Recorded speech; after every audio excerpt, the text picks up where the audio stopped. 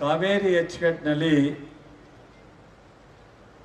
ಈ ಥರದ ಕೆರೆ ತುಂಬಿಸುವಂಥ ಯೋಜನೆ ಪ್ರಾರಂಭ ಮಾಡಲಿಕ್ಕೆ ಅನೇಕ ನಮ್ಮಂಥ ನಾಯಕರುಗಳು ಬೇರೆ ಬೇರೆ ಕಾರಣಕ್ಕೋಸ್ಕರ ಮಾಡಲಿಕ್ಕೆ ಸಾಧ್ಯ ಇಲ್ಲ, ಇದು ಮಾಡಿದ್ರೆ ದೊಡ್ಡ ಅನಾಹುತ ಆಗುತ್ತೆ ಅನ್ನೋದನ್ನು ಹೇಳ್ಕೊಂಡೇ ಬಂದರು. ನಮ್ಮ ಅಮ್ಮ ವಿಜಯಲಕ್ಷ್ಮಿಯವರು ದಿವಸ ಅರ್ಜಿ ಕೊಡೋದು ಬರೋದು, ಅರ್ಜಿ ಕೊಡೋದು ಬರೋದೇ ಆಗ್ತಿತ್ತು. ನೀರಾವರಿ ಸಚಿವರಾಗಿ ಬೊಮ್ಮಾಯಿಯವರು ಅಧಿಕಾರ ಸ್ವೀಕಾರ ಮಾಡಿದ್ಮೇಲೆ ನಮ್ಮ ಬಸವರಾಜ್ ಅವನು ದೊಡ್ಡ ಬೊಮ್ಮಾಯಿನವ್ರಿಗೆ ಶಿಷ್ಯ, ಬಸವರಾಜ ಬೊಮ್ಮಾಯಿನವ್ರಿಗೆಲ್ಲ SR ಬೊಮ್ಮಾಯಿನವ್ರಿಗೆ ಶಿಷ್ಯ. ಅದಾದಮೇಲೆ ಅವನೇನು ಕಡಿಮೆ ಅಲ್ಲ, ನಿಮ್ಮೂರಲ್ಲಿ ಒಂದು ಸ್ವಲ್ಪ ಹಿಂಗೆ ಹಂಗೆ ಆಡೋಕೆ ಓಡಾಡ್ತಾನೆ. ಸಿದ್ದರಾಮಯ್ಯನವ್ರಿಗೂ ಶಿಷ್ಯ, KR ಕೃಷ್ಣ ಅವ್ರಿಗೂ ಶಿಷ್ಯ, ಸೋಮಶೇಖರ್ಗೂ ಶಿಷ್ಯ, ಇವತ್ತು ಬಸವರಾಜ ಬೊಮ್ಮಾಯಿಯವ್ರಿಗೂ ಅತ್ಯಂತ ಹತ್ರ. ನಮ್ಮೆಲ್ರಿಗೂ ಒಂದು ಕಡೆ ಇರಲಿ, ಅವ್ರಿಗೆಲ್ಲ ಆದಮೇಲೆ ನಮ್ಮದೇನು ಲೆಕ್ಕಕ್ಕಿಲ್ವಲ್ಲ. ಹಾಗಾಗಿ ಈ ಒಂದು ಕಾರ್ಯಕ್ರಮ ಸಕ್ಸಸ್ ಆಗಲಿಕ್ಕೆ ಅವನು ಸಹ ಮುಖ್ಯ ಕಾರಣಕರ್ತ. ಅವನು ಬೊಮ್ಮಾಯಿಯವ್ರಿಗೆ ಅಭಿನಂದನೆ ಸಲ್ಲಿಸಿದ್ರೆ ನಾವೆಲ್ಲರೂ ಅವನಿಗೂ ಅಭಿನಂದನೆಯನ್ನು ಸಲ್ಲಿಸೋಣ. ಮತ್ತು ರಮೇಶ್ ಬಾಬು ಬಂಡಿ ಸಿದ್ದೇಗೌಡರು, ವಿಜಯಲಕ್ಷ್ಮಿ ಬಂಡಿ ಸಿದ್ದೇಗೌಡರು ಇಬ್ಬರು ಇದರ ಹಿಂದೆ ಭಾಳಷ್ಟು ಪ್ರಯತ್ನವನ್ನು ಮಾಡಿ ಈ ಒಂದು ಭಾಗದ ಜನರಿಗೆ ಕೆರೆ ತುಂಬಿಸುವಂಥ ಲೋಕಭಾವನಿ ನದಿಯಿಂದ ಯೋಜನೆಗೆ ಸಾಕಷ್ಟು ಬಸವರಾಜ ಜೊತೆಯಲ್ಲಿ ನಿಂತು ಇವರು ಹೋರಾಟವನ್ನು ನೋಡಿ ನಾನು ಮಾಡಿಸ್ಲೇಬೇಕು ವಿಜಯಕ್ಕನವ್ರಿಗೋಸ್ಕರ ಅಂತ ಹೇಳಿ ಬಸವರಾಜು ಮನ್ಸು ಮಾಡೋ ರೀತಿಯಲ್ಲಿ ನಮ್ಮ ವಿಜಯಕ್ಕನವರು ಬಾಬು ಬಂಡಿ ಸಿದ್ದೇಗೌಡರು ಪ್ರಯತ್ನ ಇತ್ತು. ಆ ಮಟ್ಟಕ್ಕೆ ಅವ್ರಿಗೂ ಸಹ ನಾವು ಈ ಭಾಗದ ಜನರ ಪರವಾಗಿ ಅಭಿನಂದನ. ಇದಾದ ಮೇಲೆ ನಮ್ಮ ಜಿಲ್ಲೆಯಲ್ಲೇ ನಾವು 100 ಕೆರೆಗೆ 13ರಿಂದ 18ರಲ್ಲಿ ಸಿದ್ದರಾಮಣ್ಣ ಮಂಜೂರು ಮಾಡಿಕೊಟ್ಟು ಅದನ್ನು ಈಗ ನಾವು ಅಂತಿಮಗೊಳಿಸುವಂಥ ಸ್ಥಿತಿಯಲ್ಲಿ. ನಾನು ಯಾಕೆ ಹೇಳಿದೆ ಅಂದರೆ,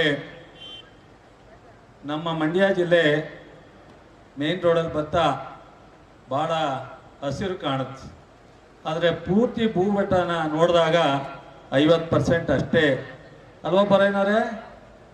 40 ಇಲ್ಲ 40ರಿಂದ 50-55% ನೀರಾವರಿ ಯೋಜನೆ ಎಲ್ಲ ತಾಲೂಕಿನಲ್ಲಿ ಈ ಥರದಿದೆ. ಆದರೆ ಇವತ್ತಲ್ಲ ನಾಳೆ ಇಡೀ ಜಿಲ್ಲೆಗೆ ಕಾಲುವೆ ತರಲಿಕ್ಕಾಗದೇ ಇದ್ರು ಎಲ್ಲ ಕಡೆ ನೀರನ್ನು ಕಟ್ಟೆಗಳಿಗೆ ತುಂಬಿಸಿ ಕೊನೆ ಪಕ್ಷ ಕುಡಿಯೋದು ಅಥವಾ ಸಂದರ್ಭ ಅಂತರ್ಜಲ ಎಸೋದು ಮತ್ತು ಒಂದಷ್ಟು ಅಚ್ಚುಕಟ್ಟಿಗೆ ಕೆರೆ ಅಚ್ಚುಕಟ್ಟಿಗೆ ನೀರು ಕೊಡೋದು, ಇದನ್ನು ಪ್ರಾರಂಭ ಆಗಿ ಇವತ್ತು ಒಂದಷ್ಟು ನಡೀತಾ ಇದೆ. ಇನ್ನು ಮುಂದೆ ಅದನ್ನು ಹೆಚ್ಚು ಮಾಡುವಂಥ ಪ್ರಾಮಾಣಿಕ ಪ್ರಯತ್ನವನ್ನು ಮಾಡ್ತೀವಿ. ಜೊತೆಗೆ ಯಾವತ್ತೋ ಕನಸಿದ್ದಂಥ ಮಹಾರಾಜರು ಮಾಡಬೇಕಾಗಿದ್ದಂಥ ಪ್ರಯತ್ನ ಸಂಶೋಧನಾ ಕೇಂದ್ರ ಮಾಡಿದಂಥದ್ದು ಬಸವರಾಜ ಬೊಮ್ಮಾಯಿಯವರಿಗೆ ಗೊತ್ತಾಗಿದೆ. ಬಹುಶಃ ನಿಮ್ಮೆಲ್ಲರ ಆಶೀರ್ವಾದದಿಂದ ನಾನು ಕೃಷಿ ಸಚಿವನಾಗಿದ್ದ ಕಾರಣ ಇವತ್ತು ಮಂಡ್ಯ ಜಿಲ್ಲೆಗೆ ಕೃಷಿ ವಿಶ್ವವಿದ್ಯಾನಿಲಯವನ್ನು ತಂದು ಇವತ್ತು ಚಾಲನೆ ಆಗಿದೆ. ಅದು ಒಂದು ರೀತಿ ಕೃಷಿ ಚಟುವಟಿಕೆಗೆ, ಆಧುನಿಕ ಕೃಷಿಗೆ, ತಂತ್ರಜ್ಞಾನಕ್ಕೆ ಭಾಳಷ್ಟು ಅದರ ಶಕ್ತಿಯನ್ನು ತುಂಬುತ್ತೆ ಮುಂದಿನ ದಿನಗಳಲ್ಲಿ. ಹಾಗಾಗಿ ಬಹುಶಃ ನಾವು ಒಂದೇ ಇಟ್ಕೋಬೇಕು, ಯಾವುದನ್ನೇ ಅವಕಾಶ ಬಂದಾಗ ಮಾಡಬೇಕು. ಅವಕಾಶ ಬಂದಾಗ ಸ್ವಲ್ಪ ಅದನ್ನು ನಾವು ನೋಡೋಣ ಅಂದರೆ ನಮಗೆ ಮತ್ತೆ ಅವಕಾಶಗಳು ಖಂಡಿತ ಸಿಕ್ಕಲ್ಲ.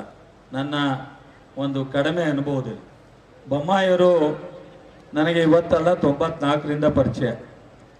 ಅವರು ಅವತ್ತಿನ ಜನತಾದಳದಲ್ಲಿ ಮುಖ್ಯಮಂತ್ರಿಗೆ ಕಾರ್ಯದರ್ಶಿ ಆಗಿದ್ದರು. ನಾನು ಭಾಳ ಕಷ್ಟ ದಿನಗಳವಾಗ ರಾಷ್ಟ್ರ ಸರ್ಕಾರ, ರಾಜ್ಯ ಸರ್ಕಾರ, ಜಿಲ್ಲಾ ಆಡಳಿತ ನನ್ನ ವಿರುದ್ಧ, ನಾನು ಒಬ್ಬನೇ, ವಿಜಯಕ್ಕನೂ ನನ್ನ ವಿರುದ್ಧನೇ, ಬಾಬಣ್ಣು ನನ್ನ ವಿರುದ್ಧನೇ. ಅಂಥ ಟೈಮ್ನಲ್ಲಿ ಒಂದಷ್ಟು ರಕ್ಷಣೆ ಕೊಡುವಂಥ ಪ್ರಾಮಾಣಿಕ ಪ್ರಯತ್ನವನ್ನು ಬಸವರಾಜ ಬೊಮ್ಮಾಯಿಯವರು ಅವತ್ತು ಮಾಡಿದರು.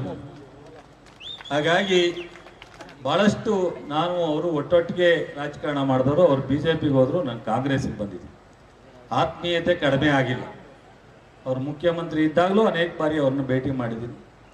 ಅನೇಕ ನಮ್ಮ ತಾಲೂಕಿನ ಕೆಲಸಗಳಿಗೆ ಅವರು ಮುಖ್ಯಮಂತ್ರಿಯಾಗಿ ಸಪೋರ್ಟ್ ಮಾಡಿದ್ದಾರೆ. ನಂದು ಸ್ನೇಹ ಬೇರೆ, ರಾಜಕಾರಣ ಬೇರೆ. ಬಟ್ ನನಗೆ ಅಶ್ವಥ್ ನಾರಾಯಣ ಒಂದು ರೀತಿ ಸೋದರ ಸಮಾನ. ಬಸವರಾಜ ಬೊಮ್ಮಾಯಿಯವರು ಹಿರಿಯವರು, ಅತ್ಯಂತ ನನ್ನನ್ನು ಭಾಳ ಪ್ರೀತಿಯಿಂದ ಸದಾ ರಾಜಕೀಯ ಪ್ರಾರಂಭದಿಂದ ಇಲ್ಲಿವರೆಗೆ ಅವರೆಲ್ಲೇ ಇರಲಿ, ನಾನೆಲ್ಲೇ ಇರಲಿ, ನನಗೆ ಒಳ್ಳೆಯದನ್ನು ಬಯಸ್ಕೊಂಡು ಬಂದಿದ್ದಾರೆ. ಹಾಗಾಗಿ ಈ ಜಿಲ್ಲೆಗೆ ಅವ್ರದ್ದು ಕೊಡುಗೆ ಇದೊಂದು. ಇದನ್ನು ಬಹುಶಃ ನಾವು ಸ್ಮರಿಸಲೇಬೇಕಾಗತ್ತೆ. ಯಾರೇ ಏನೇ ಆಗಿರಲಿ, ಯಾರು ನಮಗೆ ಸಹಾಯ ಮಾಡಿದ್ದಾರೆ ಅವರಿಗೆ ಕೃತಜ್ಞತೆ ಮತ್ತು ಅಭಿನಂದನೆ ಸಲ್ಲಿಸಿದ್ರೆ ಮಾತ್ರ ನಮಗೆ ಮುಂದಿನ ದಿನಗಳಲ್ಲಿ ನಮಗೂ ಏನಾದರೂ ಒಂದು ಒಳ್ಳೆಯದನ್ನು ಕಾಣಲಿಕ್ಕಾಗುತ್ತೆ. ಅಂತ ಒಂದು ಒಳ್ಳೆಯ ಕಾರ್ಯಕ್ರಮವನ್ನು ಇವತ್ತು ಬಸವರಾಜ್ ಹಮ್ಮಿಕೊಂಡಿದ್ದಾರೆ. ಅವರಿಗೆ ಮತ್ತೊಮ್ಮೆ ನಾನು ಹೃದಯಪೂರ್ವಕವಾಗಿ ನನ್ನ ಜಿಲ್ಲೆಯ ಜನತೆ ಪರವಾಗಿ, ಇದು 4 ಹಳ್ಳಿ ಇರ್ಬೋದು, 10 ಹಳ್ಳಿ ಇರ್ಬೋದು, ಇಡೀ ಜಿಲ್ಲೆ ಜನತೆ ಪರವಾಗಿ ಅವರಿಗೆ ಅಭಿನಂದಿಸ್ತೀನಿ.